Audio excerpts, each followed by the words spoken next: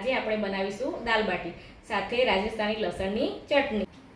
દાલ બાટીની દાળ બનાવવા માટે એક વાટકી મિક્સ દાળ લીધી છે। દાળને પહેલાં ધોઈ લેવી।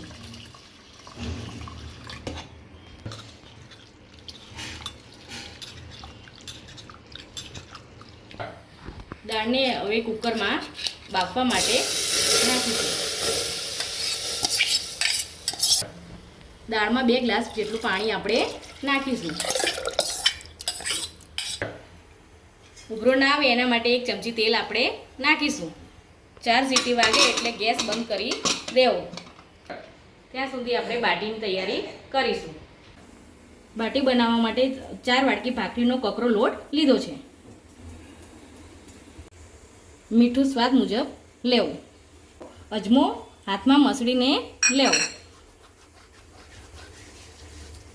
પછી નાખીશું તલ। બાટીને સોફ્ટ કરવા માટે અહીંયા ઈનો લીધો છે।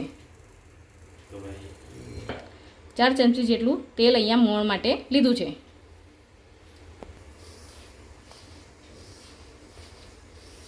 હવે લઈશું જરૂરિયાત મુજબ પાણી।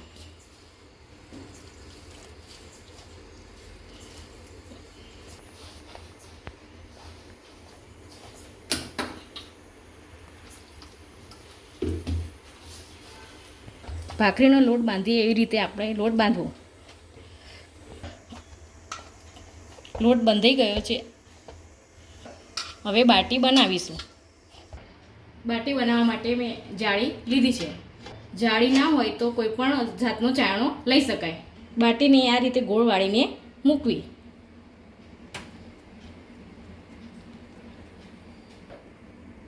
બાટીમાં આ રીતે કાણા પાડવા। હવે એના અંદર આપણે મૂકીશું।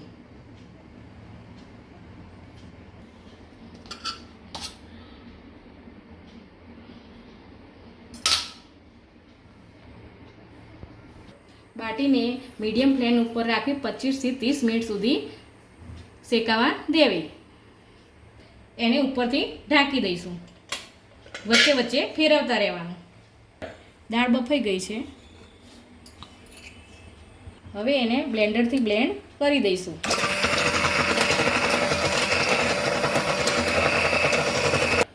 એમાં પાણી થોડું એડ કરીશું। 10 મિનિટ જેવું થઈ ગયું છે। આને ફેરવી નાખીશું। દાળ બ્લેન્ડ થઈ ગઈ છે।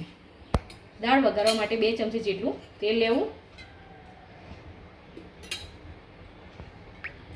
તેલ ગરમ થઈ ગયું છે તો રાઈ નાખીશું। તળાઈ ગઈ તો જીરું નાખીશું। હિંગ નાખીશું। સૂકા લાલ મરચાં અને તમાલપત્ર। લીમડો નાખીશું। 1 ચમચી ભરીને લસણ નાખવું। એમાં નાખીશું આદુ મરચાંની પેસ્ટ। થોડી વાર એને ચડવા દઈશું। ઝીણી સમારેલી ડુંગળી નાખવી। ટામેટાં નાખીશું।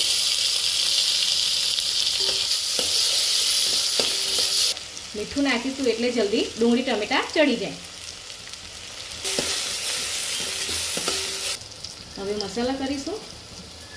હળદર, મરચું, ધાણા જીરું,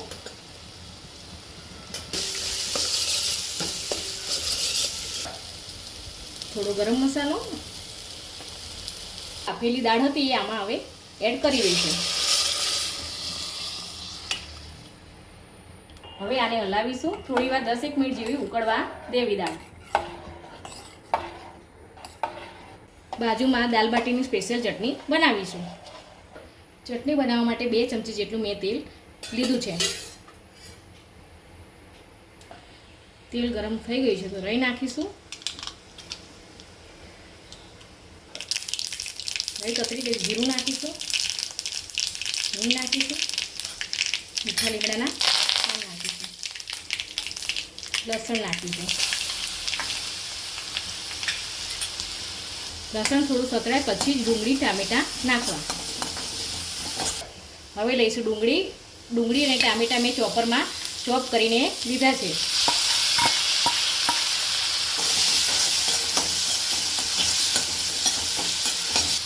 હવે નાખીશું આદુ મરચાંની પેસ્ટ.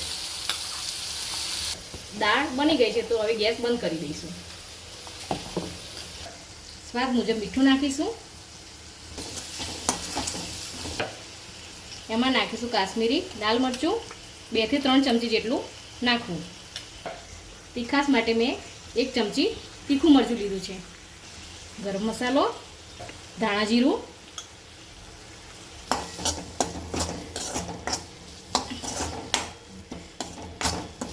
એમાં નાખીશું થોડું પાણી. તેલ છૂટું પડે ત્યાં સુધી ચડવા દેવું. તેલ છૂટું પડી ગયું છે. હવે ઉપરથી નાખીશું ધાણા. ચટણી તૈયાર થઈ ગઈ છે. દાળમાં ઉપરથી કોથમીર નાખી દઈશું. દાળ બાટી તૈયાર થઈ ગઈ છે. આ રેસીપી સારી લાગી હોય તો લાઈક કરો, શેર કરો અને સબસ્ક્રાઈબ કરો.